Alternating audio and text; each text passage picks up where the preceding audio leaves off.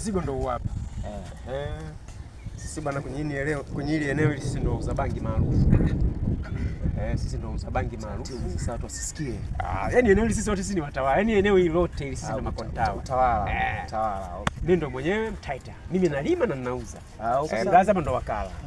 Sasa kimwaga broker, huyu broker. Ya kama ulikuwepo. Good day. Huyu jamaa mimi namwaminia. Yaani tupo jirani. Kwa hiyo yani huyu sio wasiwasi naye kabisa. Au sio?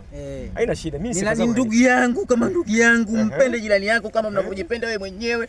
Ndio huyu Good Night. Sasa brother, kabla sikutolea utaniambia unataka bangi ya sehemu gani? Hapa kuna bangi ya Kishinyanga, kuna bangi ya Arusha, kuna bangi ya na kuna bangi ya Tanga pia babangu. Yaani bangi ya Tanga ni full mapenzi. Yaani ukipiga tu mwenyewe na watoto wenyewe wanakuja wenyewe tu. Yaani bangi ya Tanga sio poa hiyo. Yaani sio poa. Chizi mapenzi. Watu wanakwambia bangi ya Arusha sio ina steam sio inafanya. Sasa kuna bangi ya Tanga.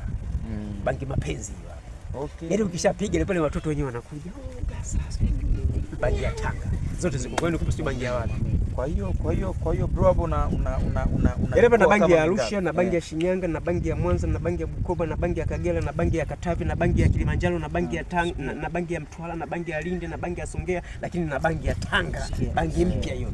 Huyu kwa sababu anataka vitu vile vikali. Mpe vile vya Mererani. Tutakupa cha Arusha.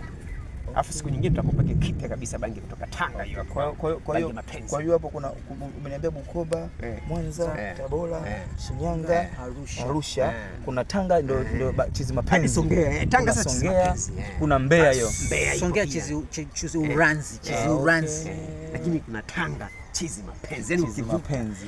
Kwa hiyo mzigo ndio huu hapa. Mzigo ndio huu hapa ndugu wangu. Kwa hiyo mzigo yani kwa hapa ndugu yangu ndo mambo ya ni mambo ndo yako mwenye ushindwe wewe. Ukitaka yote tunakubaliana. Nyumbani kumenoga. Nyumbani kumenoga mdogo wangu. Sawa. Sasa ndugu yangu tutambuane. Sasa mtanisaidia kupata zingine zote za mikoa mingine hiyo. Ipi hiyo kwa mfano? Yaani nyinyi mtanisaidia. Wewe kuna kitu mimi nimekwambia kuhusu mkoa. Wewe ni afande.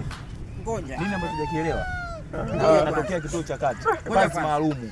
Ngoja kwanza. Hapo nikwambia usishobokee watu.